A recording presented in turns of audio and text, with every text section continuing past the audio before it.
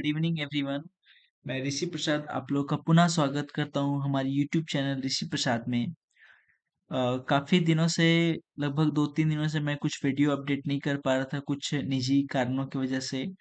पुनः आज आप लोग के बीच टैक्स का एक फिर से एक वीडियो लेके आया हूँ, इनकम टैक्स का वीडियो। और ये सारे लोगों को जानना कहीं न कहीं ज़रूरी होगा, जो इनकम टैक्स पे करते होंगे या जॉब में होंगे, सोचते हो कि मुझे इनकम टैक्स पे करना चाहिए या नहीं करना चाहिए। तो आज का जो हमारा टॉपिक है वो tax exemption limits made simple, मतलब आपका एग्जम्पशन लिमिट को कैसे और सिंपल तरीके से हम समझे उस चीज का टॉपिक आज हमारे लिए है। जैसा कि आप देख पा रहे हो कि the tax exemption limit is the income level where you don't have to pay tax. मतलब एग्जम्पशन लिमिट का मतलब होता है कि ये ऐसा इनकम लेवल है जहाँ पे आप को कोई टैक्स पे करने का जरूरत नहीं है।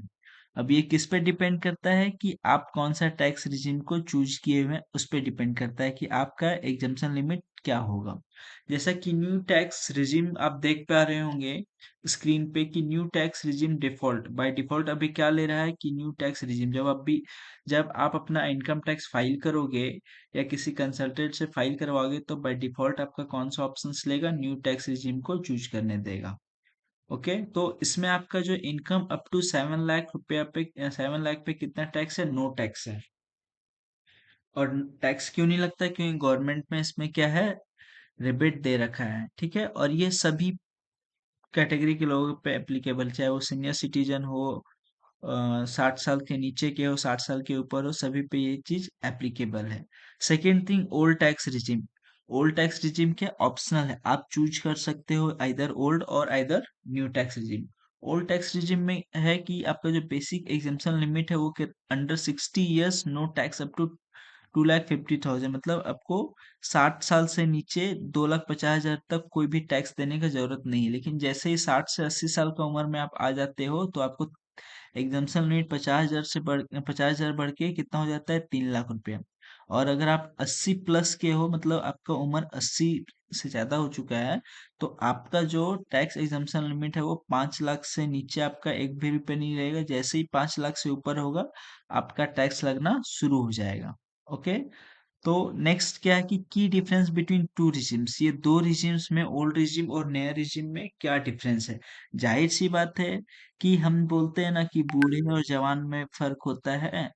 तो बूढ़े में और जवान में जो ताकत का अंदाजा होता है, तजुर्बे का जो अंदाजा होता है, देखिए बूढ़े का ताकत कम होता है, जवान का ताकत ज्यादा होता है। लेकिन तजुर्बा एक बूढ़े इंसान का ज्यादा होता है ना कि जवान इंसान का। तो वैसा ही हम लोग देखेंगे कि दोनों के बीच में डिफरेंस क्या है। ओल्ड टैक्स रिजिम क्या करता है कि tax reduce tax by claiming deductions for investments, PPF insurance और expenses, home loan interest, medical insurance. Old tax regime आप चूज करते हैं तो आपको एटीसी का 1.5 लाख रुपए का डिडक्शन मिल जाता है। आपको और भी जो भी आपका इन्वेस्टमेंट है उसका आपको डिडक्शन मिल जाता है। ठीक है, as per sections, as per rule. और न्यू टैक्स रिजिम में ऑलमोस्ट जितने भी डिडक्शन थे, एटीसी, ये सब सारा कुछ क्या कर दिए गए, एटीटीटीए, ये सब सारा टैक्स को सॉरी सारा डिडक्शन को खत्म कर दिया गया है। बस एक दो डिडक्शंस को रखा गया है, लाइक एटीसीसीडी, ये सब डिडक्शन को रखा गया, बाकी सबको खत्म कर दिया गया है। तो आप चूज कर सकते हो कि आपको कौन सा रिजीम में रहना है, ओल्ड टैक्स रिजीम में रहना है या न्यू टैक्स रिजीम में रहना है। ठीक है, अगर जिनको कोई डिडक्शंस नहीं लेना है तो बेटर होगा कि वो न्यू टैक्स रिजीम में आए। और जिनका कुछ डिडक्शंस क्लेम करना है डिडक्शन लाइक एटीसी में, एटीडी में, तो वो ओल्ड टैक्स रिजीम को चूज कर सकते हैं। ओके, तो उम्मीद करता हूँ कि आप लोगों को आज का टॉपिक काफी अच्छे से समझ में आया होगा। और नेक्स्ट हम लोग फिर से मिलेंगे, कोशिश करूंगा कि जल्दी मिले और टैक्स का रिलेटेड लाइक जीएसटी हो या इनकम टैक्स हो, इससे रिलेटेड ही टॉपिक्स हम लोग लेकर आए। अगर आप लोग भी अपना कमेंट में डाल सकते हैं कि आपका कुछ टॉपिक अगर है तो मैं उसे कवर अप करने का कोशिश जरूर से जरूर करूंगा। Okay, bye bye.